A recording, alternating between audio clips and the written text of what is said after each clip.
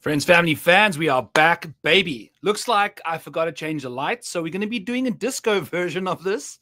Every time I speak, clap, we got some light changes. Yeah, I don't know what the hell's going on. Should we just change it to green? There we go. Change it to green. Do we like the disco? Like the green? I have no idea. Anyway, welcome back to Back 9 Bets, episode 148, Maxing Out. Back from RAGBRAI, the Register's annual great bike ride across Iowa. The ass is actually in good shape. It's in great shape. 406 miles, 7 days. Felt like we drank 406 beers. Great time. I do it with my father-in-law and another elderly friend of mine in his 50s. And a vice president of a big company. It's just hilarious what a weird situation it is. But father-in-law, my buddy, and off we go. We gallivant across the state. Great time. Got the helmet on.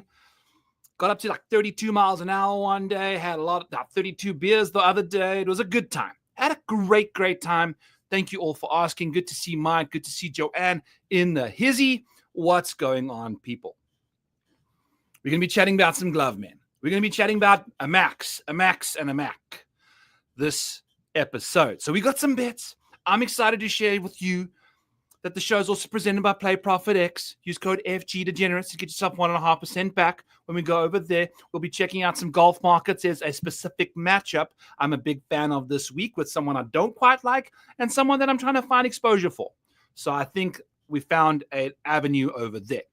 Let's get into it. So here's the model. I'm going to hide myself, put myself over there. You just have to make a file, make a copy, and then you'll have yourself a copied version of what I present to you as the original. We got one dude in here hanging out, having a good time. So that's what we're doing on here. We got the Maniac model, which is where we're always going to be rocking and rolling with here. This is what we use to determine what our situation is. So we're going to be checking out. We're going to go by upside. As always, we want our guys at the top of the board. We don't really care about the DK pricing till the end of the show. We'll be doing some DFS. So this is what we're looking for this week. We're having a good freaking time. Big B's helmet for life. Yeah, baby. Having a good time. Going to be doing some first-round leaders, some placements, top 20s, top 40s. A lot of those this week were popping for some value. We don't have that many thoroughbred options at the top, so I find I bet a lot more placement top 5s, top 10s when the better golfers are in the field. A little more reliable, even though they are playing better opposition. People like Scotty, people like Xander, people like Rory, significantly more reliable than who we got going on this week for top 5s, top 10s. Other guys in this field, you'll see we have a guy that leads the field in top 40 percentage, 75% of the time, but has 0% for his top 5 percentage. No top 5s. So we'll talk about him. We've bet him top 40 as well. We're going to be rocking and rolling. Everything you can find here can be used code HAM50. Use HAM50. Get yourself 50% off all the Patreon tools and models and sheets and the Discord for yourselves in the Model Maniac Patreon. Please go ahead and use HAM50 over there. It's been a fun time growing that little community in a big, big way. As always, comment in the comments below. Who's going to finish DFL? First person to guess who guesses the correct person to finish DFL this week wins yourselves a free month in the Model Maniac Patreon, where you get all these badass tools. There we go. Okay, formalities out the way. Let's zoom edge a little bit more. I'm going to actually decrease the size of this so we have a bit more screen space. You guys can read the comments nicely in the Model Maniac Discord, because that's what we do, right? So anyway, you can see what the color coding is. I'm kind of cheating with you guys anyway. Hope you're all having a fucking dandy Tuesday evening. Apologies for the swearing. I'm just excited. I was getting into the motions and the things, and you just kind of go into it. And then you got to take a week off, and then you come back recharged, baby. So that's kind of what I'm feeling right now. I'm feeling a little vibey, feeling frisky. But I'm drinking bubblies. I'm drinking like clean seltzers. Yeah, we're not even drinking any. Had too many last week. So we're kind of just taking a little chill pill, trying to lose some weight. Let's go. Let's freaking go. Okay. Anyway, enough about me. Let's talk about some of the guys we're going to be talking about today. So Basically, before we get going here, we are checking a couple boxes. We got 6 boxes we want people to check this week at this week's WYNDHAM Championship. We want great strokes gained off the tee on short courses. This is a short course. Strokes gained approach between 100 to 200. Every iron shot from 100 to 200 makes up 7 of 10 approach shots at this golf course. So that's important.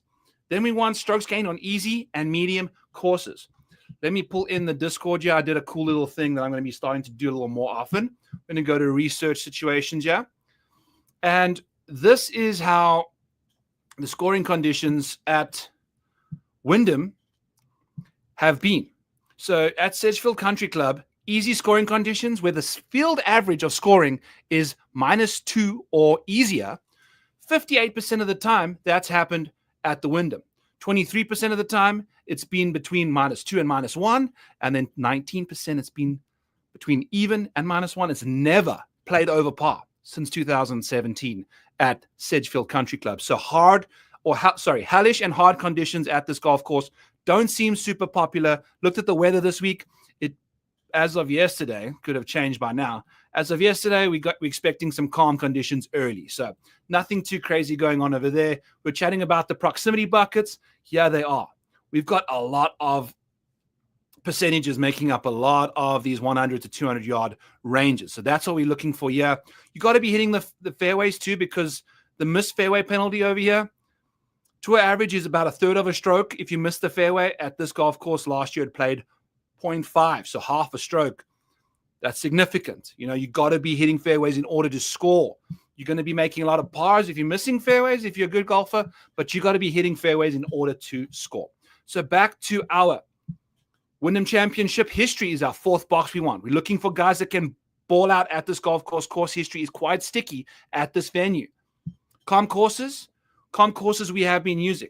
TPC Sawgrass, TPC River Highlands, the Travelers Championship, Innisbrook, the Valspar, Harbour Town, RBT Heritage, Wildlife Country Club for the Sony Open, PGA National for the Cognizant. And remember, this isn't like a signature event, so we need to find courses that are also compy, that aren't signature events as well, in order to get ourselves a better sample size for the guys we're looking for. If you're going to like signature event venues, there's not that many of them playing this week. So the majority of the field is in the normal, regular field events. So you're looking for places like Colonial, where they play the Charles Schwab, TPC San Antonio, where they play the Valero. TPC Southwind is a FedEx St. Jude playoff event. That's okay. We didn't have too many of them. The majority of it is rocking and rolling. So that's what we're looking for. And then we're also looking for putting on Bermuda grass. Last 24 rounds, 5 to 15 feet, going to be important. Lots of birdie looks from that range over here. There we go. I'm going to also just see. Do we need the top box, or are we just going to be talking about the guys that are in the middle here? Anyway, okay. Ooh, what's up, Kevin? Let's just take a second here to chat into the chat. What's up, Sidesy? Good to see you. We got Brad McDonald asking about Cristobal Del Solar, trying to jump the gun here. Guy knows what he's talking about, though. So we'll see what happens. Sidesy is saying he's going with the Cam Young first round leader just for Byron. Hey, Cam Young, I'm starting to come around a little bit, but also the Colts, the problem there. Anyway, let's chat about the guys that we are be betting this week. Right off the bat, we're going with Benjamin Griffin, plus 2,500, 25 to 1. We're going with the 6 places each way there at Bet Rivers as well. If we're taking a look at this dude, we're betting him over here. My notes tell us irons have been saucy. He's number 6 in the field in iron play. So if we go all the way over here, 6th in the field in iron play, we got a course history bandit, 7th and 4th, 2 of his finishes of the last 3. Delightful stuff. If we take a look at his course history, it's 7th in the field. Guess what? The calm courses are 18th in the field. So he's got that rocking and rolling for him quite nicely. The iron play has been better, but what I am concerned about a smidgen is the lack of proficiency from the fairway for Ben. From 100 to 150, he's 94th in the field. From 150 to 200, he's 57th. And then from 200 plus, he's 8th. So the further from the hole, the better his irons tend to get for Mr. Griffin. But what I did find soothing is the fact that the guy just nukes it all over the place anyway with all the distance that he's found. Strokes gained from the rough is also 79th from 150 and in, but he's 13th from 150 and out. So you're going to see a decent chunk from 150 and out as well, that 150 to 200 range. So we'll see what he can do. He's solid, top 40s for both Bermuda packages we're looking for, 5 to 15 feet, and the last 24 in general. So he's 17th in that. He makes a little longer putt than he does from 5 to 15. So good to see him doing that. And yeah, so we got the 4th and the 7th there with a best finish of a 2nd place at the Memorial for recent form. We know he won the Colonial, which is a great comp course for this week. So preach to me, baby. Why is Ben Griffin 25 to 1 when Matt Fitzpatrick is shorter than him, when Aaron Ryan, freaking Bet Rivers, was shorter than him by 5 points? Give me Ben Griffin. Give me the guy who's been trying to win. Give me guys who just missed 2 cuts and we're getting a nice number on him. Let's freaking go, Benjamin. All right. Don't know why I try to wrap that out there, but that's what we're going to be going with today. Let me hide that, get a little more screen space, and off we go. So that's our first dude. Then our second dude is going to be Bobby Mack. What is a 33 to 1 doing out there for old Robert McIntyre? If we take a look, he's second in the model. We're betting our 2 guys at 1 and 2 in the upside. I'm kind of trusting the model in the outright market a little more than my gut. We found value in a happy place over here. Oscriana, she'll tell you, is whoever sang that song. But we are looking at 2 dudes that can absolutely win golf tournaments. Bobby Mack won twice last year. He is starting to find his groove as well. If we take a look at what Bobby Mack has been up to at this golf course, he's missed the cut last year. That's pretty much, and a 65th back in 2021. That's not the Bobby Mack we know. That's fine. And I was a little concerned about the fact that this is like a short positional venue. I don't know how Bobby Mack can translate to that kind of a golf course. I prefer him on a bigger track like the US Opens, like the Open Championships. But even the Open Championship, you got to find your groove off the tee. It's a shorter course. So he finished 7th at the Open Championship. He finished 2nd at the US Open. And he finished 6th at the Charles Schwab at Colonial. So he's got all sorts of solid performances. 17th at the Travelers, not terrible. Short course that you got to make birdies at. I like it. You know, I like where his game's trending. The iron play for Bobby has been solid. So has the driver. We are looking at a guy who's 4th in the field in strokes gained ball striking. That means I'm taking the strokes gained approach and the strokes gained off the tee, adding them together, and that's the common. That's the total that we're using to develop the rankings over here. So if we want to just take a quick peek at who's leading the fields in the strokes gained ball striking, we've got Adam Scott, Luke Clanton, Akshay Patia, and then there's Bobby Mack right behind them. So you can use this for fun stuff because I think this is a total ball striking week as well. You got to find yourself in the mix. And we forgot to mention that Ben Griffin is sensational on these short courses. Off the tee, 7,200 yards or less. Ben Griffin's 12th in the field. You know, strokes gained off the tee there. So that's good to see as well. Back to Bobby Mack, he's terrible in that department. But he's playing better golf. He plays medium courses, the second best out of everybody in the field. He plays easy courses, 18. So anything under -1 scoring average all week, we're looking like Bobby Mack can handle that. Actually does it a bit better than Ben Griffin, funnily enough. So that's where we're going over there. And then we've also got a Bobby Mack T20 plus 160 2-unit play. We're going to go over here to the little spoiler alert for you guys. McIntyre. Bobby. And we're going to just take a look at what he's got up to in the last year. How do I get this all out of here? This always happens to me. There we go. Woo! Whoop, there we go. Okay. So this is Bobby Mack's profile. You can use this tool in the Model Maniac Patreon. Bobby Mack in the top 20 market has returned $488 if you're betting to win 100 every single time he plays. So the Open Championship, I entered into the database twice. So let's actually change that down to 400. That's okay. It shouldn't be 200. You can't win 200 when you're just betting to win 100. I just realized that while we're doing this. That's okay. We're going to fix it. It's been a crazy week.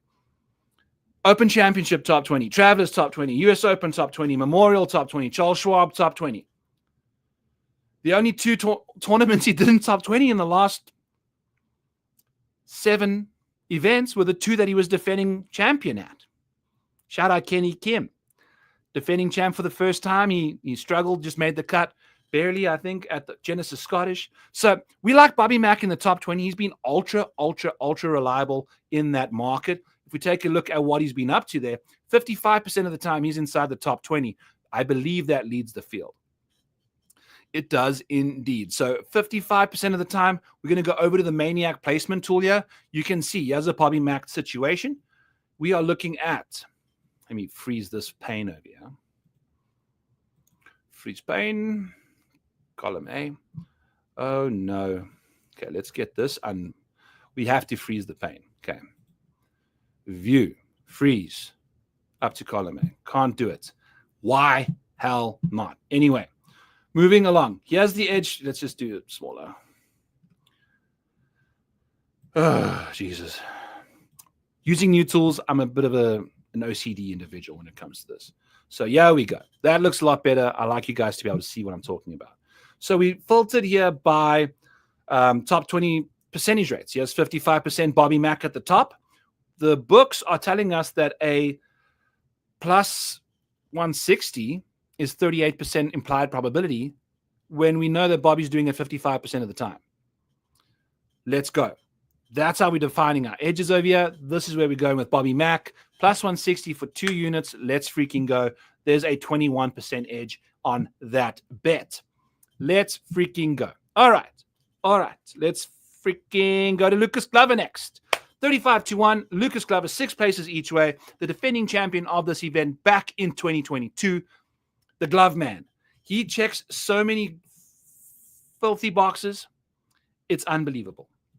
So let's find old Glover, pull him up, and we checking 5 boxes here for the glove dog. 5 boxes. So all 6 of these things that we're looking for, he checks 5 of them. We're going to be 18% ownership's a little steep. I'm not going to lie to you, but he could let you down. He couldn't. I don't know. We're betting him outright either way, though. What does he check for us? Okay, we want boxes. We want course history. He's got a top 5 at this golf course. It was a win 2 years ago. Course history, other courses similar to this, he's 8th in that market.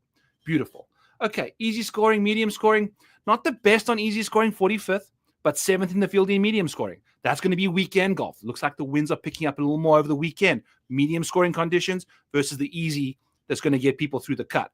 Either way, I think he can handle either conditions. He's not necessarily the greatest on hard conditions, which these don't mean a lot. They're very noisy, but it's good to know. It's good to know. I think it's important to at least bucket 2 buckets together. That's a 2 full shots worth of sample size. And these are thousands and thousands of rounds worth of averages. But moving along, Lucas Glover is elite when it comes to strokes gained off the tee on shorter courses. 3rd in that market. Beautiful to see. He's 2nd in the field in weighted strokes gained, which means that he's very good from 100 to 150. 3rd in that column. And then he's 5th in the field in strokes gained from 150 to 200. These are from the fairway numbers. He's 29th in the field from out the rough, from inside 150, and 56th from outside the rough. But again, I repeat to you, Lucas Glover is the 9th most accurate golfer in the field off the tee. That's for all courses. And then he's the 3rd best driver of the golf ball on shorter 7,200 yard or less golf courses. So he's going to find himself in the fairway all the time. We're going to be hitting irons that he's probably the best at from this entire proximity bucket from 100 to 200. I doubt there's too many people that are inside the top 5 for both. He is. So he's going to be sourcing it. Now, why the heck are we struggling to do good work at this golf course? Usually it's because he can't putt on Bermuda. These are slopey-ass greens, but he has one here. He can potentially get bounced back with the putter. 35-1, Lucas Glover. 9th at the Travelers, 5th at the John Deere Classic, 23rd at the Open Championship. 3 very solid performances from the glove. Trending nicely, finding some momentum, building confidence. Lucas Glover, ladies and gentlemen, 35-1. I love it with the Glovers. Select them all. Let's get them back in the mix here. Okay, let's get back to the comments, see what's cooking in the comments section. Nate reposted the stream. Thank you. Nate is the best, by the way. Shout out to you, my friend. I appreciate everything you do for me on the X feeds there. Mike saying, you're singing sweet melodies to me. Big Mike's Cut Buster is on. Oh, yeah. We got some made cutters over here for sure. I'll also filter by the cuts made for you, Mike, so you can have a good percentages, just in case you want to have a look-see too there. RAGBRAI, curious, we rated out in the top 5 for your 5 to 15 feet on Bermuda. Hope you had a great time last week. I had a fantastic time. Thank you, Jimbo. It was a phenomenal recharging adventure for me. So 5 to 15 feet for the last 24 rounds. Harry Hall, Nico Echevarria, Bud Coley, Max Grezerman, Patrick Rogers, Christian Bezaidnote, Sammy Valimaki, Denny McCarthy, Vince Whaley, Brand Snedeker, and Aaron Wise are your top 10 on Bermuda putting from 5 to 15 feet. So I kind of fancy Sammy as a sneaky $6,600 option.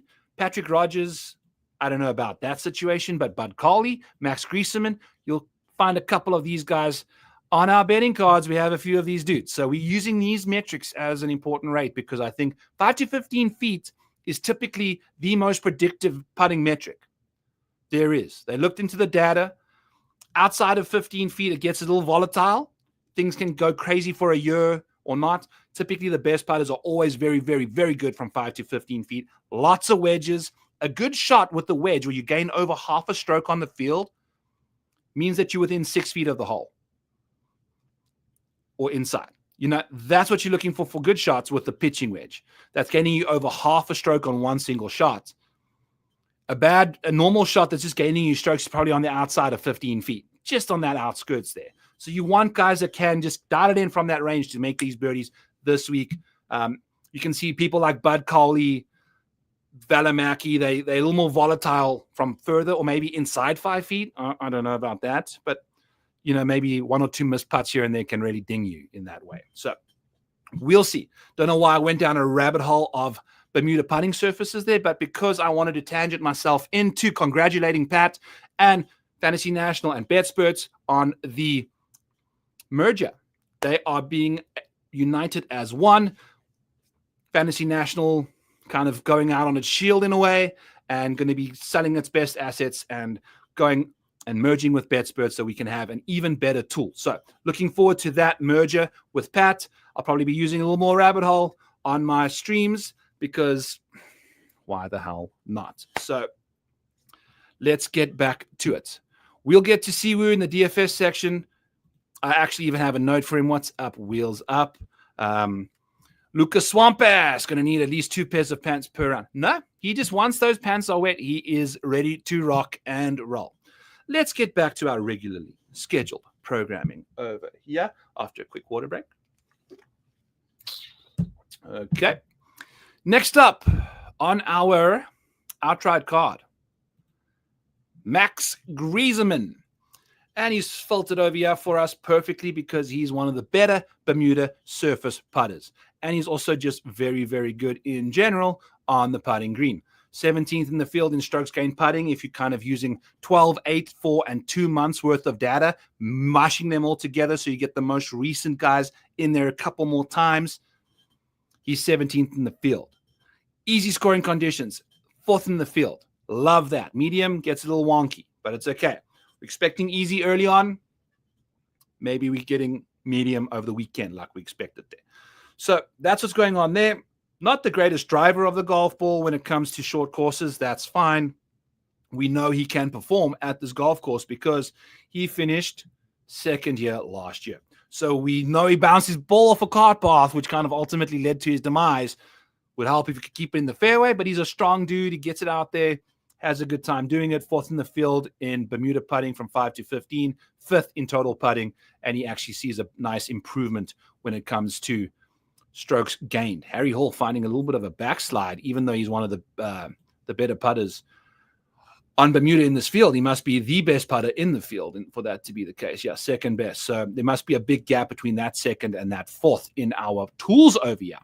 Anywho, chatting a little more about our guy, Max Grezerman. He's 6th in the field in birdies or better on short Bermuda golf courses.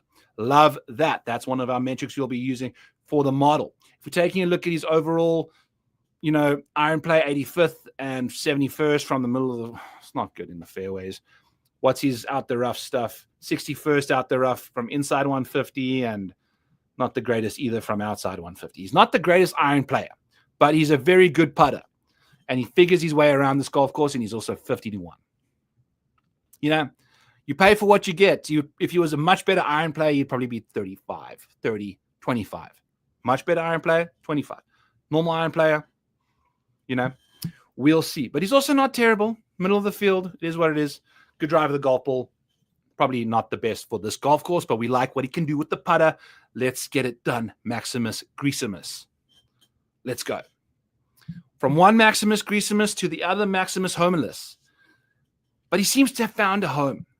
And we're not going to see anything good over here if we filter on Max Homa's name.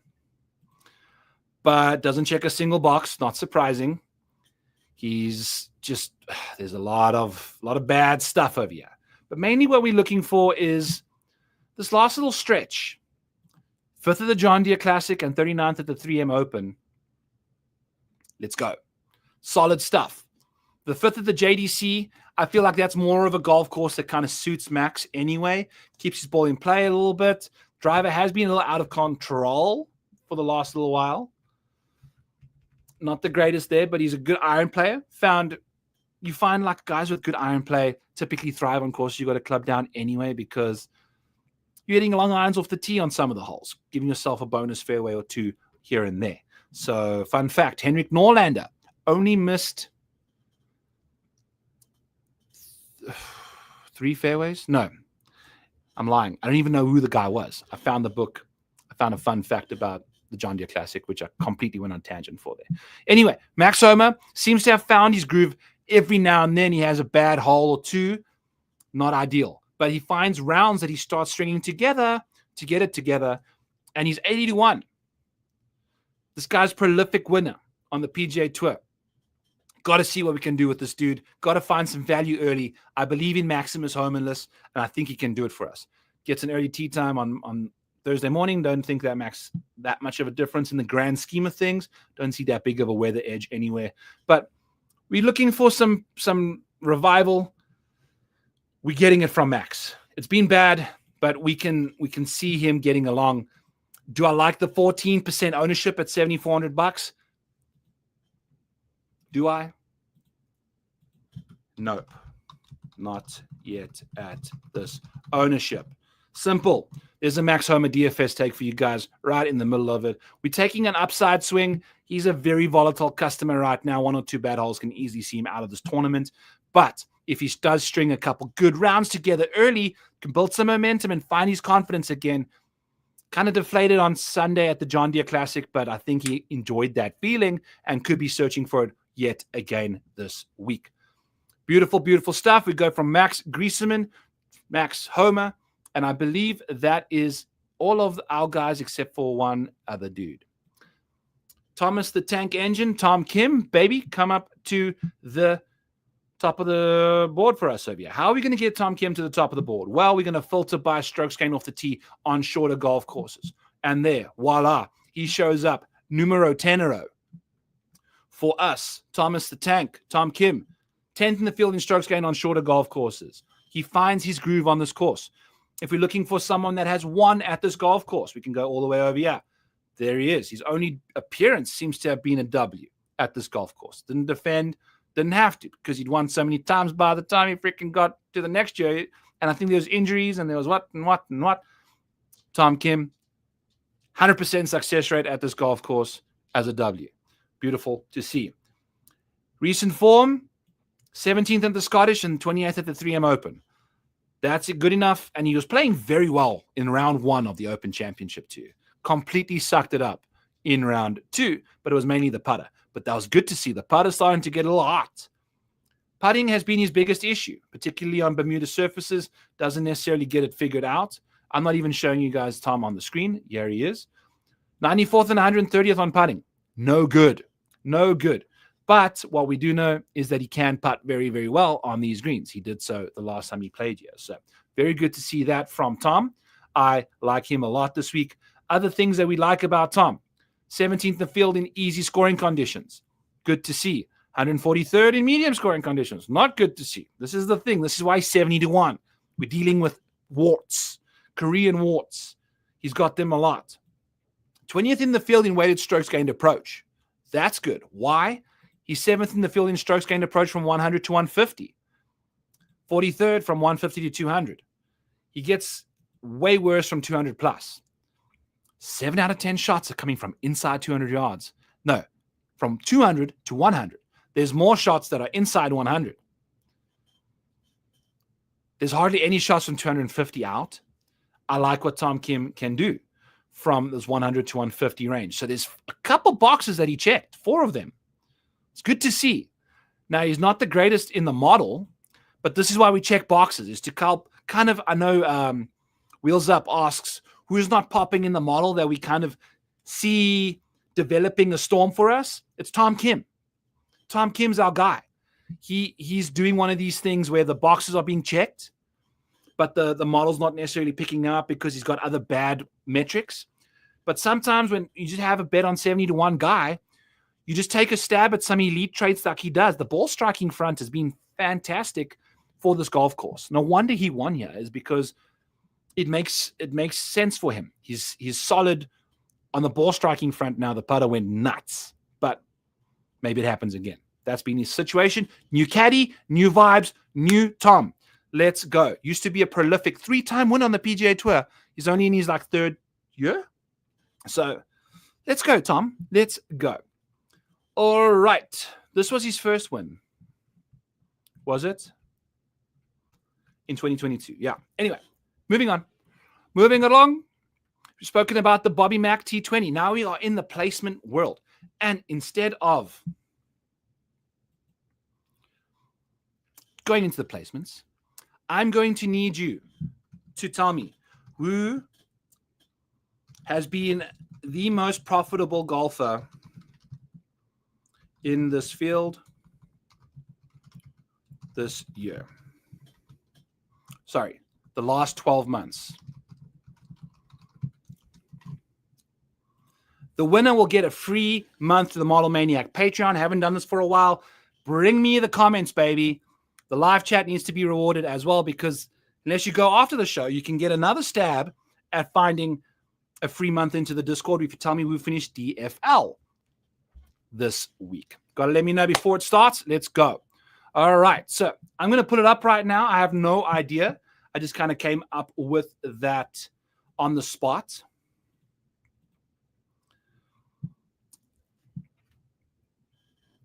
We've got Wheels Up saying Decky. We'll see. We'll see what's going on. Also, this is far too much dead time. I'm kind of just spacing out and waiting on the comments to get in here. We just, you know what? Let's just go to it. Congrats, Mike. Too quick. Too quick. It's Benny Griffin, baby. Ben freaking Griffin. $590. He has returned you betting to win 100 every single time. He has returned 312 in the top 20 market, 243 in the top 10 market, $9 in the top 5 market, and 27 in the outright market. So he is checking boxes. Chris Draper saying that it's Mark Leishman. No idea he was playing in a PGA Tour event this week. We will see. Anyway, there we go. Congrats. Show you up in the Discord, my man Mike. I believe you're in there anyway. I don't know. Anyway, shout out to you. All right. Moving along, let's do some placement bets before we start getting into some first-round leaders and then some DFS takes as we filter the model by salary. We spoke about Harry Hall. We spoke about what he gets up to in the top 40 finish rates. Take a look at this. 75% of the time, he's finishing inside the top 40 is Harry Hall. But he has not had a top 5 finish in a regular PGA Tour event since 2020-23 Charles Schwab Challenge. He won the ISCO last year, not a regular field event, an alt field event. Shout outs W. Should be a top 5. But that ISCO's come and gone. So the last 12 months has not seen a top 5 anyway. Got a couple top 10s, but he is prolific when it comes to top 40s and prolific when it comes to top 20 rates. We've got a top 20 here for plus 200.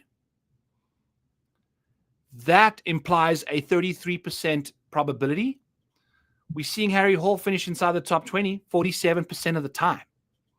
There's a natural edge over there. I like what we're seeing from Harry. We're getting Harry at minus 110 for a top 40. That's a 52% implied probability or whatever. He's finishing inside the top 40 75% of the time. That's insane. If we go over here and we filter by, here's Harry Hall's situation. We're getting a 17% edge in the top 20 market and a 27% edge in the top 40 market. Massive, massive metrics. But he leads the field in dispersion between top 40 and top 5. Who have we got, guys, over here? We've got Harry Hall, Robert McIntyre, Ricky Fowler, Hideki, Jordan, Matt Fitzpatrick, Aaron Rye, Keegan Bradley. These are all guys that have a massive gap between their top 40 rates and their top 5 rates. Some of them are victims of playing in smaller field signature events, things like that, but Harry Hall doesn't necessarily play in that many. I don't think. I'm making complete... Does he play in signature field events? Yeah, he did. But he didn't play the Memorial, didn't play the US Open, played in the Travelers. So, Open. Anyway, Harry Hall, top 40, minus 115, minus 110. Whatever you can find out there, top 20 for plus 200. Love both those bets. Let's go, Harry. We need you to come home for us. Moving into the Rickster, Ricky Fowler. He is a reason and a testament to me being an open-minded and new betting person. Went on the bicycle, had some time to reflect, and I had far too many personal biases on golfers. We got to change. We got to be better. We got to be more objective, less subjective. And I'm not a fan of Ricky Fowler, personally. Maniac isn't a fan. But we're going to be going, I don't even know why I've got Bud Coley on there. He has top 40 Ricky for you, people. Let's just go right to Ricky. I just had to get that off my chest. We're going with what the model's telling us. We're going with what we see metrically, not mentally and emotionally. We're looking for better, more palpable stuff from our selection process. So let's go find Ricky Fowler over here and go forth with the show and analysis. Top 40 plus 100, Ricky Fowler. Like the safety, no upside for DFS at 10% ownership. Ricky is only finding himself inside the top 5, 2% of the time. It's just not there. I don't think he's had a top 5 this year. But what he has had, a lot of top 40s. 8 of his last 11 finishes have been top 40s. He just gets it done. He just finds a way to find the weekend and finish inside the top 40. He's been profitable in the top 20 market as well, returning you $370 in that market. He's finishing inside the top 40%, top 20, 40% of the time. Great comp course ratings there at 34 in the model. We're taking a look at Ricky Fowler. At the history side of things, he's missed the cut yet 3 times in a row. Not ideal, but I think he's playing some solid golf right now. 2 times before he's got you 2. So we'll see what Ricky can do. He's hitting his irons well. I like what I'm seeing with the wedges. We're going to see some good work from him over there. How does he typically fare on these courses that are shorter? It's good. Does a lot of good stuff. Where's he grading in the model? He's 14th for safety. His DK price is 15th. So there's not that much of a difference in our rankings between DraftKings and me from a safety perspective, but he drops back significantly when you get to upside. If we're filtering just on his upside, which is we're looking for top 10 rates, that's upside to me. Ricky Fowler is way down here. Where the heck? I might even be scrolling by him. I should have looked for him before we did this. Now we committed. No, I have no idea. What is his top 10 rate, people? 9%. No wonder we can't find him. So, yeah, that's basically what we're looking for, Ricky there. All the way down at 9%. But Ricky Fowler is a top 40 freak. I'm so zoomed out again. Apologies. We're still getting back in the seat. I'm rusty. I am rusty a little bit. But Ricky Fowler has not been the greatest DFS asset to you, though. I added this new little tool over here. So this is all DFS-related stuff. We are looking for, these are not dollars. Apologies. I did some editing of the layout as well. Done a lot of new stuff. So we're just dealing with a couple situations here. Let me just change the format here to number. And just a number. There we go. All right. And then we want to just do this. There we go. Okay. So these are points gained on the field. So what we're looking for is the average that the field scores in DFS points, what this person scored, and then you subtract the average from their score.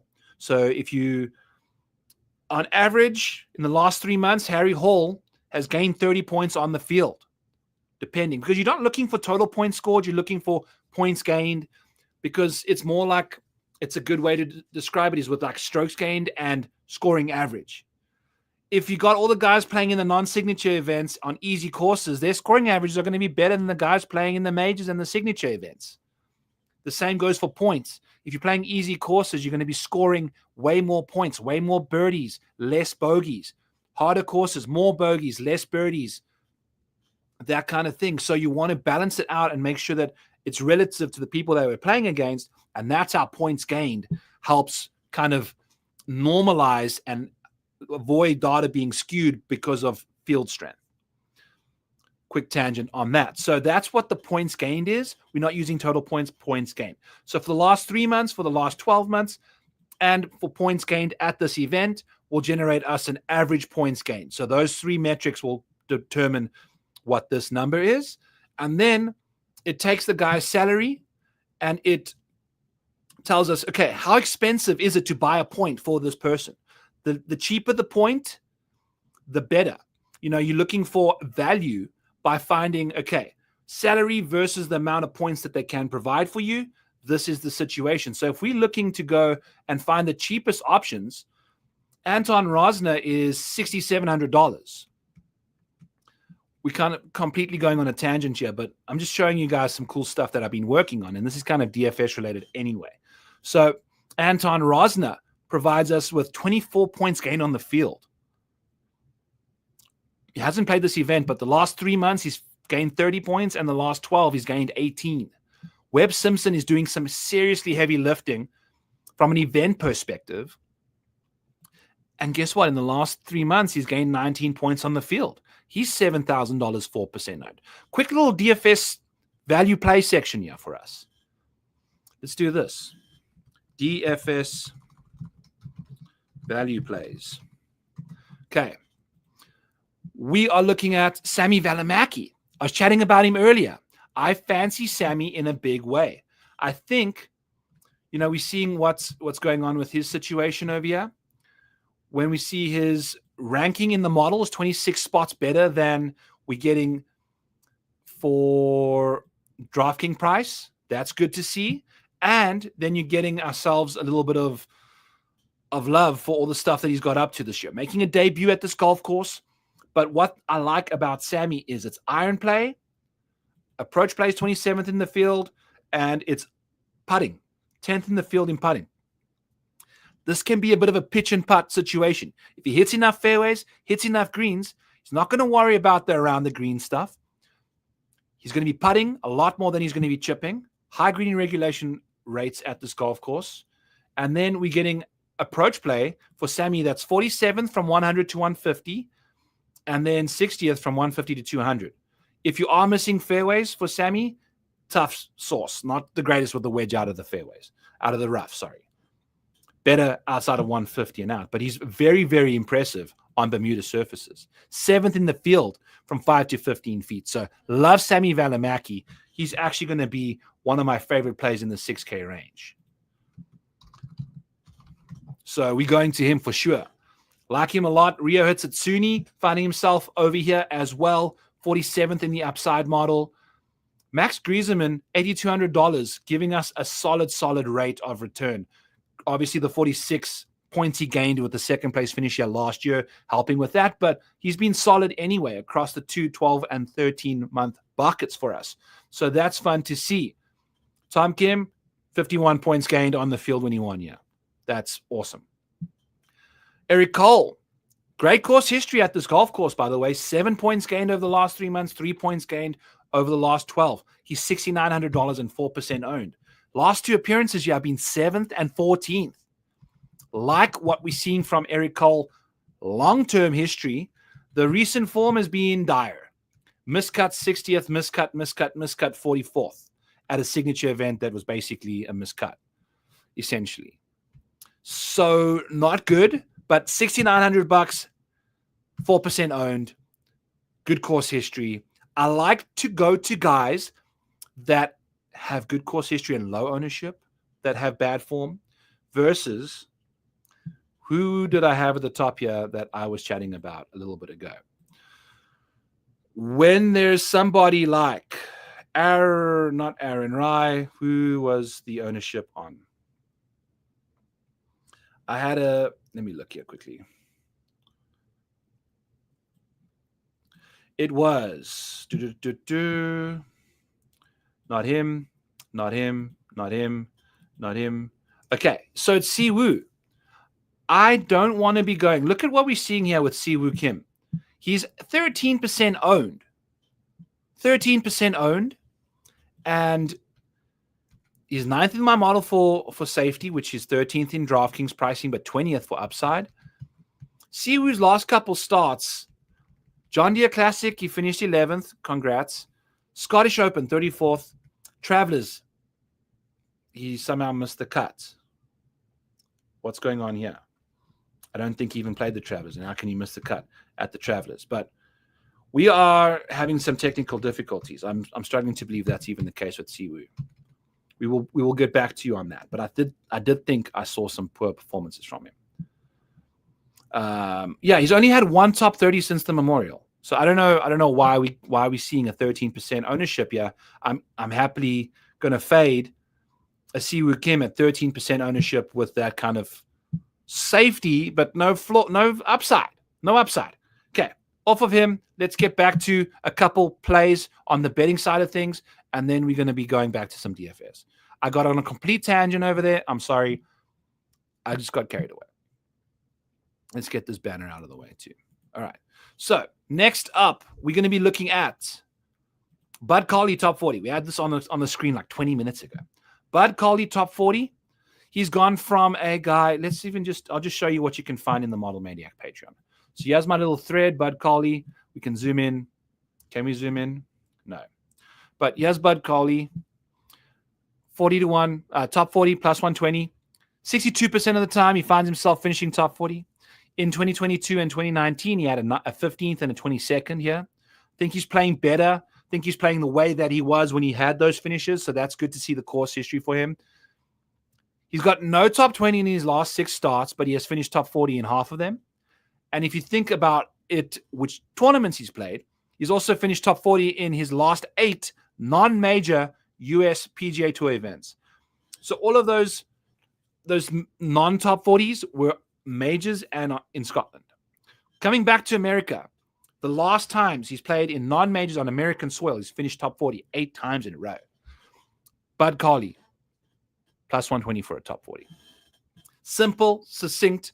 This is what you're getting from the Model Maniac in the Discord. So he has Bud Coley, Kevin Roy up next. He has all of his stuff. Top 20 plus 400. He struggled in the 2 alternate events, but he's been balling out. He's got some seriously good top 20 rates. 4 top 20 in 4 top 20s in 5 starts prior to the 2 alternative field events. He had a top 40 in one of them, didn't play the greatest in the other. So if you're looking for a long-term perspective, he's had 4 top 20s in 5 starts prior to that. Played great at the John Deere Classic. Playing good golf right now. Kevin Roy, top 40 plus 400. Top 20 plus 400. Then we're also going to be going to him for a top 40 at plus 150. He's had 8 top 40 finishes in his last 12 starts. He's just playing great golf. So if we look at this, he has his top 20 chart for you. Like, it's massive. It's huge. We are looking at a lot of top 20 finishes in a row. So lost to like, that's Kevin Roy, top 20. We also saw Ryan Fox show up on the screen. We're going back to the model now. Let's pull up Foxy, clear off all of these guys. Fox, pull him up. Let's go. Ryan Fox. Oh, cool. We've completely lost the screen. What is going on here? Select. This is what happens when I zoom in on this stupid shit. Okay. Back. There we go. All right, I'm just going to filter by upside because Ryan Fox is going to be there. So we are looking at Mr. Fox. Actually, with safety, he's even closer. So Ryan Fox, top 20, plus 320.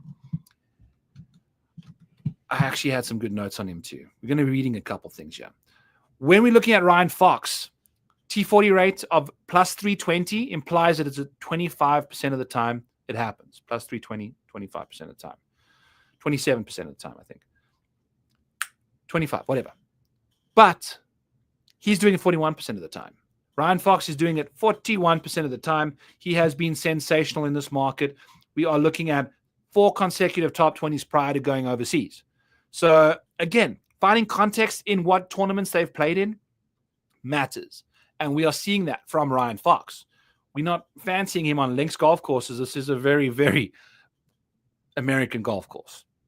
You know what I'm saying. So, top 20 looks good. His irons have been sensational. I think, it's just been very, very nice to see from Mr. Fox. So, we take a look at the iron play here. It's 8th in the field. The ball striking is 15th in overall. 45th for medium scoring, 13th for easy. Good to see that. And he leads the field in strokes gained approach for our various metrics. So he's very, very good out the rough. Very, very good out the rough from either side of 150. And very solid from inside 200 from the fairway. So Ryan Fox is doing the Lord's work. Whether or not he can get the ball in the hole on Bermuda surfaces is not that big of an issue. He's actually been pretty damn solid on Bermuda, gaining the 24th most total strokes putting on Bermuda surfaces does Ryan Fox. So that's exciting to see what he can do for us in that world. Again, he has his top 20 market, gaining you $140 if you're betting to win 100 in the last 12 months. So lots to like from Ryan Fox. Gets a nice boost in ranking versus upside for DK versus my model. 26th spot jump over there. So good to see. Moving along. We spoke about Ricky Fowler. We spoke about Kevin Roy. He has Denny McCarthy. Top 20 for plus 275. Plus 275. If we go to the Maniacs tool over here, I'm going to pull this up here, Denny McCarthy. It is... Here's Jeb Herman not even getting filtered on. Poor guy. All right. A 20% edge for him in the top 20 market. Denny McCarthy's only got 4% top 5 rate, 12% top 10 rate, but a 43% top 20 rate. It's almost quadruple his top 10 rate. So you got to find the soft spots in the markets for these specific golfers, and Denny McCarthy is one of them. A 27% implied probability at plus 275 is 20 points off what he actually does. If we include a couple recent starts that he's finished inside the top 20, that adds a couple more points in the formula here. 20-point difference. So we'll be betting this plus 275 to win 2 units. I did not put that on the thing over here, but we will be doing that because it makes too much sense. It makes too much sense. He's been playing fantastic. If we go over to Denny McCarthy's actual situation, we're going to filter by safety to find Denny. He's going to pop up a lot sooner because he just doesn't like finishing inside the top 5s and top 10s. But he's 15th in the safety model, 33rd in the upside. So there's a good chance we leave him alone at 13% ownership. Find a guy that's got a bit more upside, a little bit less ownership as well. But we're betting him top 20 at plus 275. And we've got finishes of 33rd, 15th, 9th, and 22nd in 6 starts at this golf course. 2 missed cuts in the mix there as well. But playing some solid golf at this golf course and then missed the Open Championship and the Scottish Open. He missed the cuts there too. but was playing solid prior to that. So we can expect some good stuff for Denny McCarthy once he returns to the United States. Maybe we play him and just eat the chalk at 13% at $8,100. I think he's one of the, build around him as a safe option, get through to the weekend, finish inside that top 20, and let the rest of the guys do their work. If we take a look at the upside versus DK rank, we're getting a bit of rough situation there, but he's only $174, for a point, which is better than $200 that the top guys are charging us there. Denny McCarthy, ladies and gentlemen. All right, back to the comments, and we're going to get to some first-round leaders. Byron, I hope to see another edition of Breaking 100 in the future. The sheer amount of bets coming out every week has pushed me away from betting. It's a little overwhelming. Ooh, okay. Good point. I've thoroughly enjoyed not writing articles. I do a lot. I don't know, Sites, are you in the Discord? But I do a lot of writing behind the scenes in the Discord where I place all my bets, explain how we're going to do about it. I provide the unitage for you guys all. Maybe next year we'll see. Maybe an opportunity comes up. If I'm going to be writing articles, it needs to be worth my while financially because they take long. I am loving doing podcasting. I'm loving doing the Discord because it's high return for minimal energy. I've got a baby now. It's hard. I'm getting paid a couple $100 an article, then we can chat a bit differently, but it's not easy to do for cheap because it takes 3 or 4 hours to write a good article for you guys. So I do pride myself when I do write, and I was finding myself just kind of lacklustering, just churning out article after article. I wasn't enjoying what we were doing over there. Absolutely. Hate Ricky and Manwuli. I hate the hype around them. It's just too much. I don't hate the golfer. I hate the hype. I hate it when people overhype people. I don't know why. I don't know why that's the case. Balamaki, is he 150 max play or a single entry guy? Is that what you're asking or is that what you're saying? I would say either. I think I really fancy him and I love his price point. His safety-wise, if you're looking for a single entry, maybe you're trying to have a couple guys with a few more cuts made. If he makes 65% of his cuts and he's $6,600, I don't think you're going to find someone that's actually better than that in his price range. So that's actually a good question. We can just filter on six. Let's go and see who's around him here. We'll filter on prices, filter by condition less than $7,000. So we can find, who are we looking for here for made cuts in the cheapies, in the cheap seats? Antoine Rosner, sensational cut rate. Take a look at his last couple starts. Makes a lot of cuts, doesn't finish them off though. Hasn't finished inside the top 20, but has made 5 consecutive cuts. So you're going to get a cut maker at $6,700 if you're looking for that. Sammy Valimaki takes a while to show up, Sites. Here he is here. What is this? How many people is this? 17th in the 7K and below range, $6,000 range is interesting. Bo Hassler makes a lot of cuts, does not convert them into top 10s at all. Someone that makes a lot of cuts and does potentially find himself in the top 10 is Kevin Roy. He's going to be 5% owned. Matt Kuchar is going to be 4% owned with similar metrics. I don't mind guys like Matteo Manacero at all. Makes a decent amount of cuts and at the same time finds himself inside the top 10 every now and then. That's probably a sample size situation, kind of not that many starts in the last 12 months on the PGA Tour, but I like his chances. He makes 2 out of every 3 cuts, and he finishes inside the top 40 1 in every 3 times. So half of those cuts he converts into top 40s, $6,500. I like this golf course for him as well. Where does he grade out for me? 65th in safety ranking, and he's 100th in DraftKings pricing. So there's some value there. There's a massive jump, but the upside is lacking. But again, if you're looking for upside in the 6K range, find the upside with guys that provide you way more upside in the other price points. We're looking for safety over here, and he gives you that safety. So just finding safety options in the 6K range.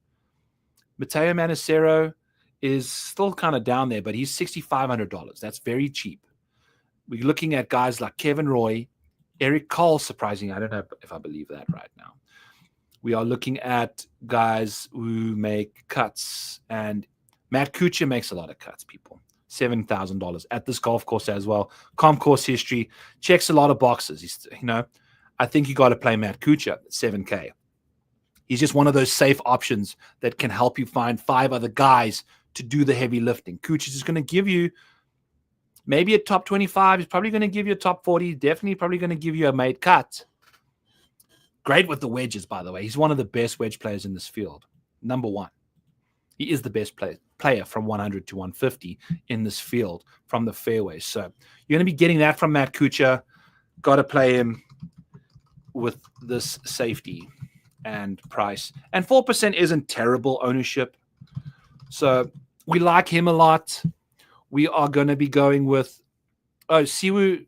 Oh, he WD'd. Duh. Okay, that makes a lot more sense. Thank you. That gives me some clarity in my head. Fantastic Mr. Fox is going to be in the cut busters. Love to see it. Okay. Lee Hodges checks a couple boxes, and he's got the upside going for him as well. His upside is actually even better than his safety, and he's one of the better safety options in this field. Lee Hodges' last couple starts, not ideal, some miscuts, but prior to that, he was playing some good golf. So we'll take a gamble on him. 47th here in 2022, missed the cut last year. How does he do on Bermuda? Putts quite nicely from 5 to 15 feet. Struggles, in general, though, which is hopeful. Solid with the wedges. Solid inside 200. Good to see all of that from Lee Hodges. Good to see all of that from Lee Hodges, friends. 50th in strokes gained off the tee. Not the greatest when it comes to easy scoring conditions, but solid. So, in the other areas. I like Lee Hodges. We can get Denny McCarthy off the screen, I guess. All right. We've just done a couple random DFS things in the middle again. We're going to go ahead and do some first-round leaders now. And then we're going to filter by DraftKings pricing. All right. So we're just basically keeping this simple. Keeping it simple, going with what makes sense to us here. So we're going to be going with Ryan Gerard, first-round leader. He's second in the field in first-round strokes gained. Take a peek at what's going on over here. So Keegan Bradley is the only other person that gains more strokes than him in the first-round leader market, but he's 45-1. I think we're going to actually have to add Keegan as well. Going to be doing that as we speak. So that's what's going on with Keegan. We're going to be using him, but we're going with Ryan Gerard, 50-1 as well. Second best round 1, round 2 guy. Seems to be struggling in round 4 significantly. Has figured out round 3 a little better, though. But second in the field in round 1, strokes gained. Round 1 showdown, round 2 showdown. By the way, code HAM50 gets you into the Model Maniac Discord /Patreon, where I will be providing you with round 1 and 2 models. Here's all the showdown models. I'll give you my favorite plays, my player pool, guys I'm fading, reasons why, all of that kind of stuff. You get tee times, you get projections, you get ownership projections. Cool stuff. All of that stuff. When everyone else is putting their feet up on Wednesday night, the Model Maniac is still grinding Thursday night, Friday night, Saturday night. It's no rest for the wicked. You feel me? So I can't keep writing articles, sites. You know what I'm saying? Anyway, Ryan Gerard, great in first round. The putter has been an issue for him significantly over the last little while. Usually there's a bit of relaxation for some guys in the early rounds with the putter. Can get a little nervy, maybe gets it together for us when we want him to win the first round leader market. We are also going to be looking at, did we not go with Denny McCarthy either? How can we just leave all these guys? He's 60-1. Okay, we got to go with him as well. But we'll add him to the mix. Okay, going Denny McCarthy, first round leader, 60-1 as well. Okay. Denny McCarthy, first round leader, 60-1. There he is, third in the field in strokes gained round 1. Goes backwards on Saturdays for some reason. Don't know why, don't know how. Has great course history here. This is why we like Denny McCarthy. Third in the field, 60-1, first round leader with 5 places each way. Let's go there. Then we're going to be going with Keegan Bradley. We spoke about this 45-1. Keegan Bradley, first round leader. We just basically got to keep plucking guys from the top of our situation here. And round 1 strokes gain average is going to get us there. So Keegan Bradley leads the field in strokes gain in round 1, 45-1. Let's go. Fitz is 33-1. He's typically a slow starter. So we'll see how that works out for us. Moving more down to other guys that we are looking at here. Yeah. Oh, the reason why we didn't go with these dudes, Keegan's got an afternoon tee time. Denny McCarthy's got an afternoon tee time. Doesn't matter. We're still going with them. Screw it. We've said it. We're doing it. I was getting caught up in the stream. We're all invested now. Okay. Guys that have got afternoon tee times, morning tee times. Andrew Putnam. We're going to be looking at Andrew Putnam. First round leader, 80-1. Let's go. AM tee time, very solid in the mornings. Sorry, very solid in round 1. Gets it together. Love the course fit for him as well. Got that safety ranking of 36th there. DK price, very affordable. Think he's a solid option as well for some round 1 showdown. See, kind of falls away Friday, Saturday, bounces back on Sundays. That's what you're going to be getting. All right, so let's get this out of the way. And Harry Hall, we're not going to be betting him first round leader. We're going to be looking at why. Why aren't we betting him first round leader? 50-1. I think we got to do that as well because we haven't bet too many other guys. Let's figure it out. Alex Noren, though, he's going to be on the card. First round leader, 80-1. He's right up here. Top 15, gets himself a nice 8:30 tee time. Let's go. Victor Perez, a little further down the situation here, but he finds himself with an 80-1 first round leader ticket. There we go. 80-1. Victor Perez in the AM, 650. Nice and early. I think he's been dialing it in with the irons quite nicely lately. And yes, he has. Just cannot seem to get it going around the greens. He'll be fine early in the morning, hitting a lot of greens, making a lot of putts. Let's freaking go. Moving along, we're going to be looking at Bud Coley at 75-1 for a first-round leader as well. He's right in the mix there. He's got some solid options when it comes to our first-round leader market. When it comes to strokes gained round 1, he's 18th in the field, completely disintegrates on Fridays.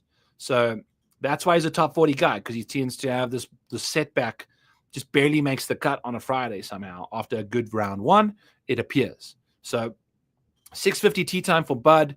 Off he goes. He might even be playing with Victor Perez. I'm not sure if they are different tees or not. But either way, 650 tee times. Off he goes. I fancy him. And then I think we have to add Harry Hall, people. Hall top, first round leader. He is 50-1. It makes too much sense. We can't leave him off the card either. He's got an early tee time as well, a much better round 1 scorer than everyone else we spoke about. But we're not betting him because we've got the top 20 and top 40 bet on him. We're also going to be going to him in the first round leader market as well.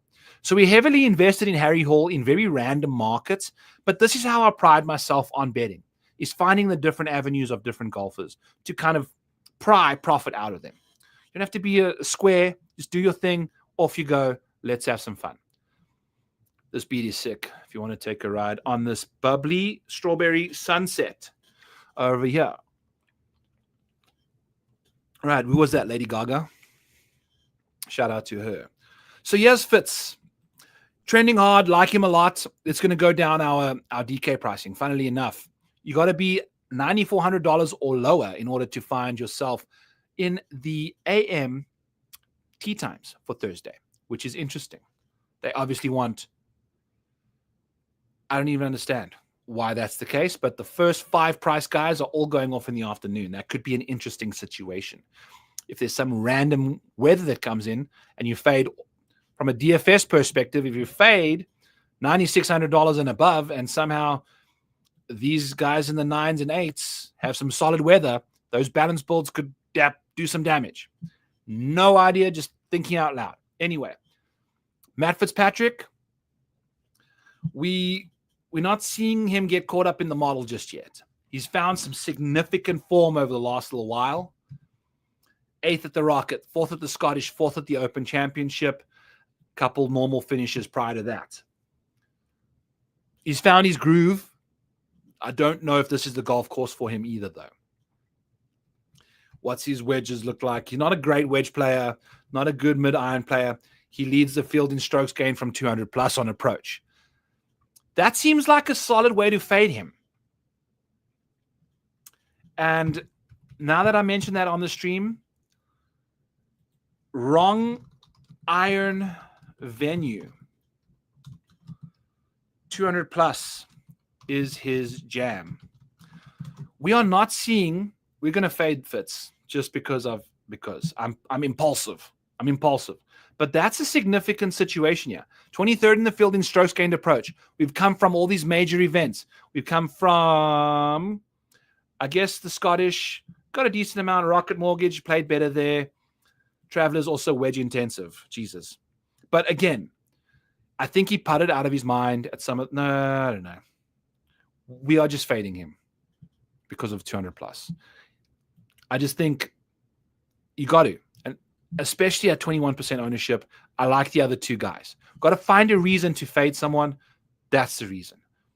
There is a reason to fade him. 21% ownership, and the best attribute that has contributed to his approach success is long iron play. That's significantly nullified at this golf course. Keegan Bradley, on the other hand, if we're looking at approach play that's in the similar range of Matt Fitzpatrick, 30th in the field, we are finding Keegan Bradley's 8th in the field in strokes gained from 100 to 150.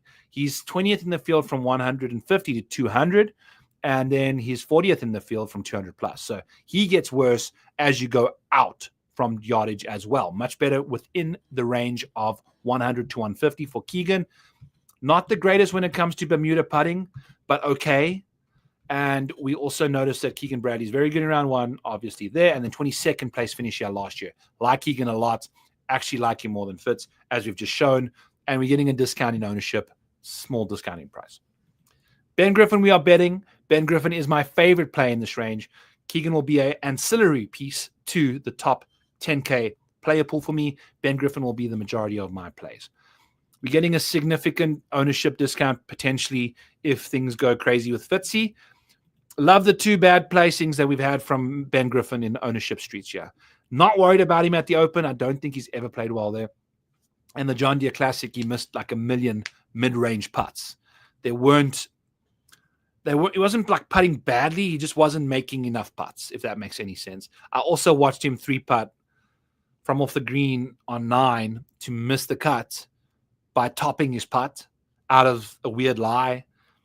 It was just one of those situations, and he looked gassed. That was week 10 of 11 that he was playing in. So ultimately, he was just a little gassed out. Then went over to the Open, didn't play great there because he just doesn't. I fancy his chances now back on US soil. Mr. 3M, Mr. Scottish, I reckon he's probably looking to avoid being snubbed in the Ryder Cup. So a W this week is absolutely on the cards, and I think he's ready to hunt. He's playing great golf. So Hideki Matsuyama's last top 10 was his win at the Century to open the 2025 calendar year. No thank you. 16% of the field can keep Hideki Matsuyama and his non-top 10 rates. If we're taking a look here, the top 10 market has cost you $842 betting Hideki Matsuyama in the top 10 market. He's lost you $1,085 betting him to win 100 in the top 20 market every single time he plays. Finishing inside the top 20 1/3 of the time. No good. No good. So we're fading Hideki, we're fading Fitz, we're going with Keegan and Ben Griffin so far. Could potentially change my mind on Fitzy. We'll see. If the ownership drifts back a little better, we'll take a gamble. But I said on Fantasy Golf Degenerates that I'll be probably playing the two guys that are the least owned of the three. I'm cool with Keegan and Ben Griffin. Both know how to win. So does Fitz. We'll see what happens. I love Bobby Mack. He's second in my model. That's a 3-spot difference at the top here. That's a significant difference. I think $9,600 and less ownership than everyone above him. This guy's a 2-time winner on the PGA Tour. We've spoken about what we like about him. He's going to be my favorite play in the 9K range. Let's go with Robert McIntyre. May sprinkle a little bit of Jordan Spieth into the mix at $9,400. We'll see what we do there. He's been ultra consistent. he is lacking not that much upside either. He's got a couple back-end top fives. We'll see what he can do. Comps out very, very, very well at places like Harbour Town and such. Colonial makes a lot of sense. Been struggling with the putter on Bermuda. Sees a significant decline there compared to what he usually does. 46th in putting. So there's reason to be scared of him getting caught up in a putting contest and all of that stuff. Been struggling with the wedges, mainly just struggling with the irons in general. So does a lot of better work out of the rough, significantly better, but you're going to be hitting a lot more fairways here. I don't know. It's a situation. He's in orange for a reason. He's a neutral situation. There's things to like, there's things to hate. We'll see. RAGBRAI, people. He's going to be 23% ownership. RAGBRAI, people. RAGBRAI, 23% ownership. What are we doing? Okay, I'm sorry. Done with that. What are we doing? He's only top 10 in 2025.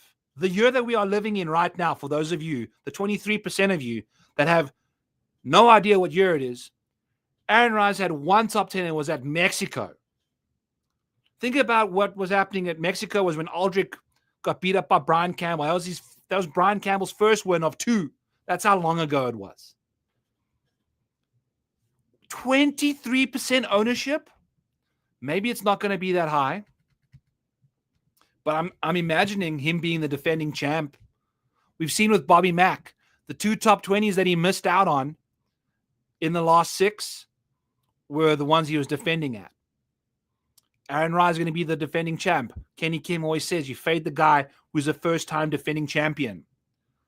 I'm out. Even if it's 20%, even if it's 18, 15%, what are we doing? But he's going to likely be the highest owned option at $9,300 because he fits this course well, but he just isn't finishing across the board. He's got the same rate of top 10s as top 5s. And this is the last 12 months. He's getting last year's top 5 here in the card. Once this week's over, that one falls away. And that percentage goes lower. So this is what we're dealing with here. No. Leave him alone. Maybe bet him top 40, but his odds are so shit, you can't even do that. Easy fade for me. Not playing good enough for that ownership at this price. I'm sorry. Harry Hall, same situation. I'm going to need you. You're going to give me some safety. That's cool. Maybe we play a little bit of Harry, but if I'm betting you top 40, I'm likely not playing you in DFS. If you're in the 9K range. Because you're just not giving me enough juice at the top of the ranges, yeah. Harry's inside the top 10 a little more than normal, but give me Jordan Spieth and Bobby Mack instead then. That's what I'm kind of going at you. Give me Lucas Glover, give me Kurt Kitayama instead of Harry Hall in those markets. So we can kind of easily distinguish ourselves over there. Akshay Bhatia has been having some mental demons just absolutely sabotage his life. He's had times where he's just been too close to a cut and blown up. After being well within the cut, he's had times where he was in the final group, like the 3M, completely blew that. He had that 3-putt at the Rocket Mortgage when we were on him then last year. He's had some mental demons, and he's spoken candidly about his mental struggles. And we all have them, your boy included. So I hope he finds peace. He needs to get on his bicycle, go right across Iowa for 7 days, find himself some love. But just not grading out in the model well, not playing well, not closing out important rounds, hasn't made a cut yet in 4 consecutive appearances. Oh, not good. Playing okay, bad course history. I'm out. We're out. So Lucas Glover, monitoring the ownership at 18% ownership. I don't know. That's a lot of ownership for someone that can very easily do what he's done here many, many times and miss the cut or finish outside the top 50. He's got 1 win, and the other 5 most recent appearances at the Wyndham Championship have been outside the top 50. What on earth is going on with him? Here. Let's take a look. Where are we playing here? We are playing at Sedgefield. This is my Model Maniac Patreon tool, by the way. So Wyndham Clark. That's not Wyndham Clark. This is Lucas Glover. Lucas Glover, when he won here, gained with the putter 1.2 strokes. This should not come as a surprise. I don't even know why I thought this was going to be mind-blowing stuff. Lucas Glover has never, outside of the win, he's never gained with the putter at this golf course. He's lost an average of 0.8 strokes at this golf course. That includes the time he putted well. He's had a couple where he's lost 3.3. He's had a couple where he's lost 2.25. It's not good with the putter. There's a major, major liability for him. The iron play is almost always gained for him. The off the tee stuff, the ball striking is pretty much gained every single time. It's the putter that lets him down early. And at that kind of ownership, it's easy for me to see the bad side of it, even though we've bet him to win the tournament. You know what I'm saying? We're playing 2 different games. We're playing one at 35-1, and then we're playing one against 18% of a DFS field. I'm okay leaving him out of my player pool at this ownership, given the fact that he's really struggled with the putter.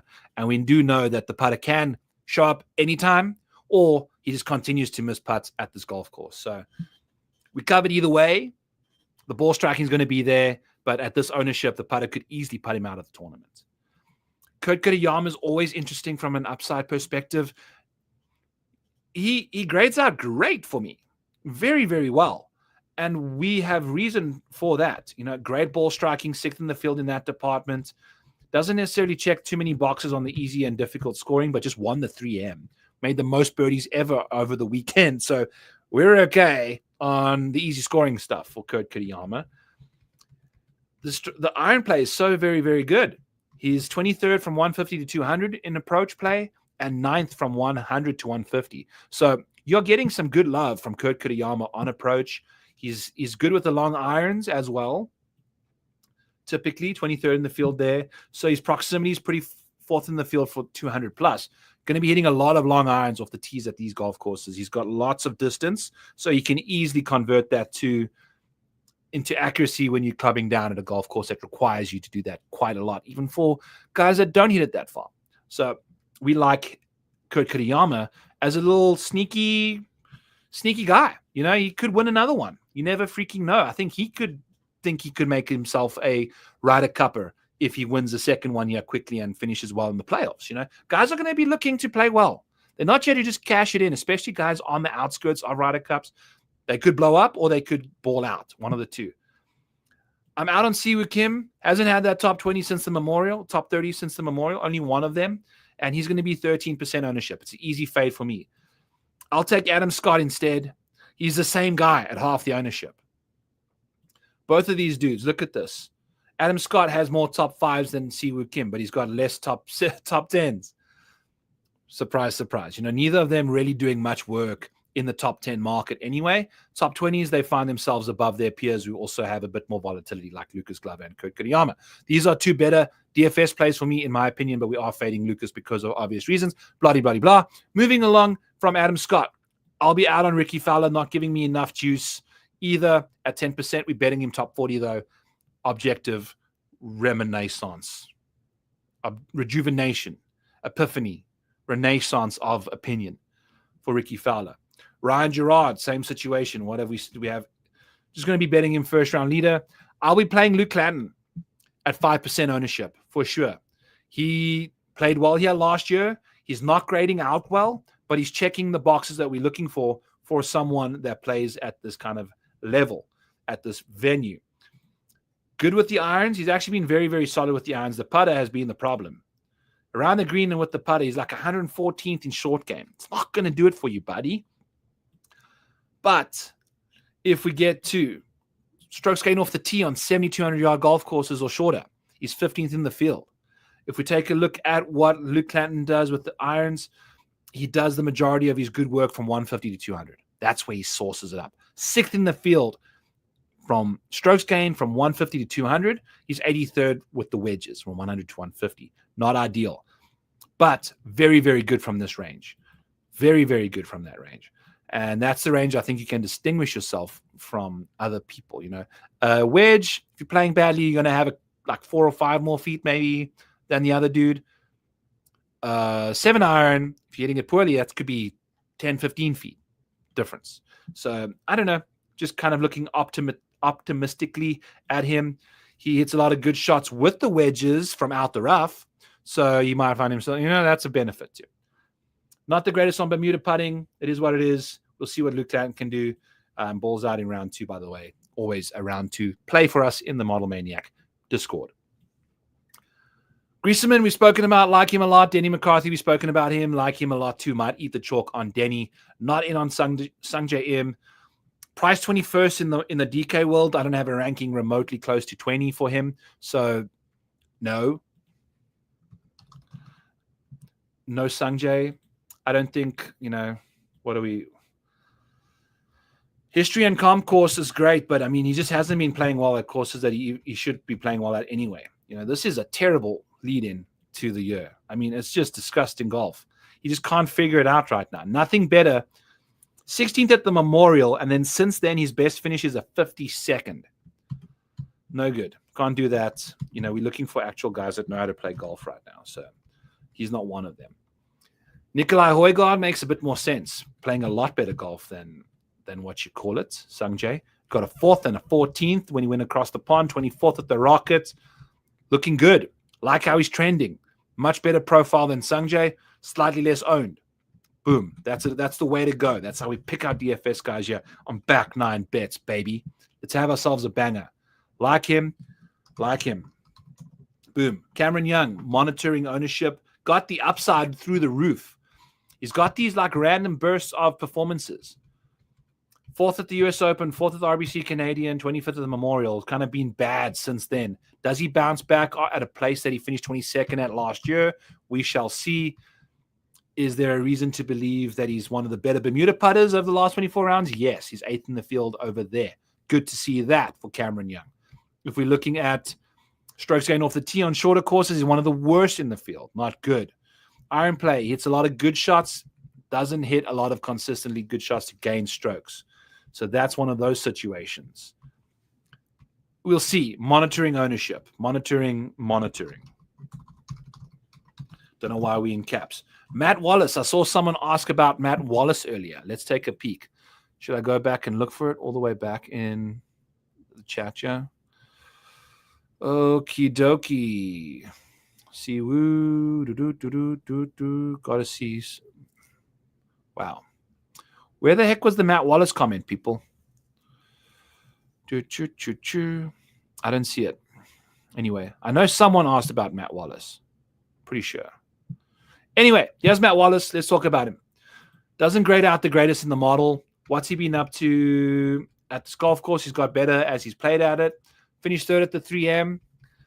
Outside of that, solid stuff. Good US Open finish. Couple outside the top 40 finishes as well. I don't know. What did he do at the 3M? It's yet to be determined. Potentially, if you're in the mood for him, we'll see what you can do with him. But can't say I'm thrilled. Looking for some guys that are like solid options. Bud Coley, going to be giving you that safety. A lot of ownership associated with him. Emiliano Grillo, grading out nicely for people. Checks a box. What is his box that he checks? 22nd in comp course rating, fine. Ball striking's top 20 in the field, good stuff. Still doesn't score the greatest, but I think that's changed a little bit. I don't know. Emiliano Grillo had that one good finish at the John Deere Classic, and people are kind of excited about him. Priced the way that you should be attacking someone that gets these results. The model's not a fan, so maybe we have to just leave him alone. But we are betting Tom Kim, who the model's not a fan of either. But we have our reasons over there. So that's what's going on with that. I also am out on Max Homa, people, at $7,400 and 14% ownership. We are betting him to win the tournament at 81 because we're betting on his upside, but I don't think his safety is remotely close to what you're looking for a 14% owned guy. The more ownership on Max Homa, the better, because there's probably a better chance he misses the cut than he does win the tournament, obviously, or even make it. But I think his game is still in shambles, and if he has it one bad round early on a Friday or Saturday or Thursday, he could miss the cut quite easily. And there's a lot of danger around this golf course too. You know, if you hit a couple bad drives, you can find yourself in danger of missing the cut quickly. So I don't know why people aren't playing Ryan Fox. If he's going to be this owned and my model's fancying him this much for reasons we've spoken about already, he might be my favorite play in this range. Fave in range. Irons. Bermuda putting. Low ownership as well. Like, what is going on there? So we like that a lot. We like that a lot over here. Yeah. I would say Tom Kim is a better DFS play than Homa, by the way. And if you're looking for a DFS play in round 2, take a look at Tom. This is what gives me hope about Tom Kim, by the way. Where is it? Is it Saturdays? Oh. Here we go. Can't get it going. My God. I honestly hate Google Sheets for streaming. It is one of the clunkiest situations. Jesus. So yes, Tom Kim. He's outside the top 100 in strokes gained scoring average for round 1, round 3, round 4. He's 30th, 29th in the field for round 2 strokes gained. What? This is for the last 12 months. You can't tell me that people aren't like psycho and have patterns about themselves when you see something this significant. You know, Aaron Ryan, it makes sense that he plays the same throughout the week. He's blue collar. He's consistent. He doesn't get fazed by stuff. Why is Tom Kim playing so much better golf on a Friday than any other week, any other day of the week? Make it make sense. Make it make sense. Anyway, hit Valimaki, Big B, yeah. Keegan is going to do good, but again, I don't want him to play and captain either or. Yes, that's my take.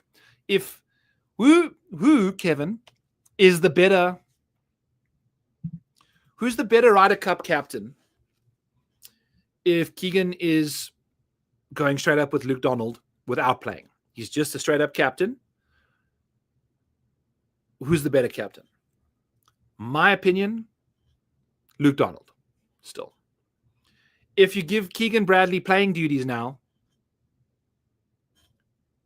it doesn't make him better as a captain. It does not make him better as a captain. It likely makes him a worse player as a captain as well. It doesn't make him a better player as a captain. He's playing in front of his home crowd in New York, basically. So he's going to be riled up anyway. Doesn't need a captain to motivate him to play better golf. It's got to be one or the other. I couldn't agree with you more. I'm very tempted to just smash the Euros because I don't think the USA is handling this well at all. I don't think Keegan is handling it well. I understand why he's doing what he's doing. I don't like it. I don't like it at all. So that's what's going on. Let's take a quick peek at some Play Profit X stuff as we get the hell out of here. Ooh, baby. So here's a Fitzy top 20. If you want a top 20 for Matthew Fitzpatrick at plus 105, that's out there right now. That'll get a little more equity as the week unfolds tomorrow. I did find a golf matchup that I want to go take a look at Play Profit X, and it is Matt Fitzpatrick versus Aaron Rai. I want to, once I'm off the stream, I can't log in while I'm on it, but once I'm off the stream, going to be using Fitzy over Rai, because if we take a look at the model, they're both at the top here, but Aaron Rai's safety is 10th in the model, while Fitzy is 6th, which is an edge already. But then Fitz's upside is 7th, and Aaron Rai's is 30th. So we're going to trust the model. We are seeing a price and ownership on Aaron Rai that is, I believe, hinging solely on one finish, and it was a win.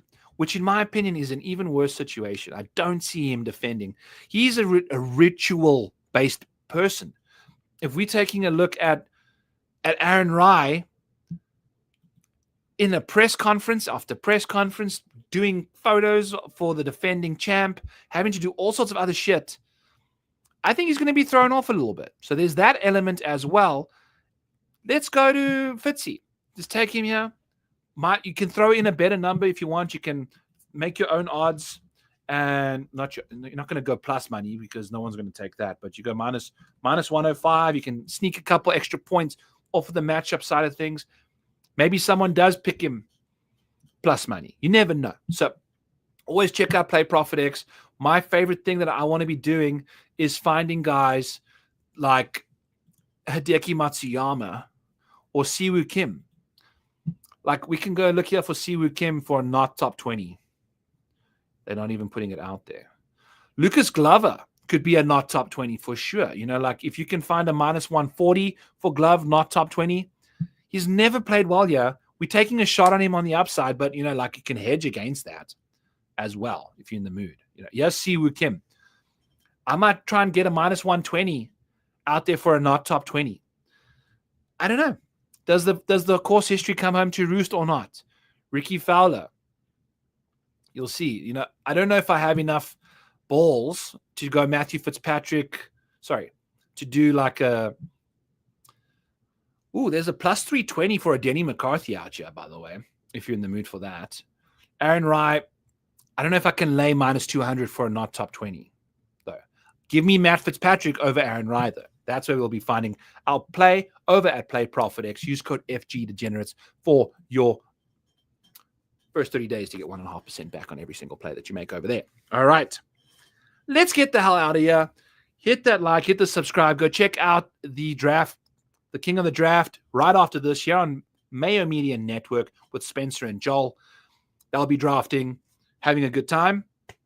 It's the first time I've taken the helmet off. Let's have a good week. Go check out the Model Maniac Patreon. Link in the description below. Use code HAM50. Get yourself 50% off over there. All these tools, all the showdown stuff I'll be doing. Having a good time with you all week long. All week long. And we'll be doing live bets. All my live bets I put in there. I share all my pre-tournament bets with the people on X, on the shows here. All the live stuff that we do. We do live round leaders. Round 2, round 3, round 4. Not round 4. Maybe round 4. We go ahead and have a lot of fun in there. It's a growing community. I love everybody that's in there. We are making it better. I've been thinking a lot. I'm going to be bringing a lot more improvements to the world around me. My studies tidier. I'm a rejuvenated man. We're going to hit a winner this week. Let's have a great time. Catch you guys next week. Cheers.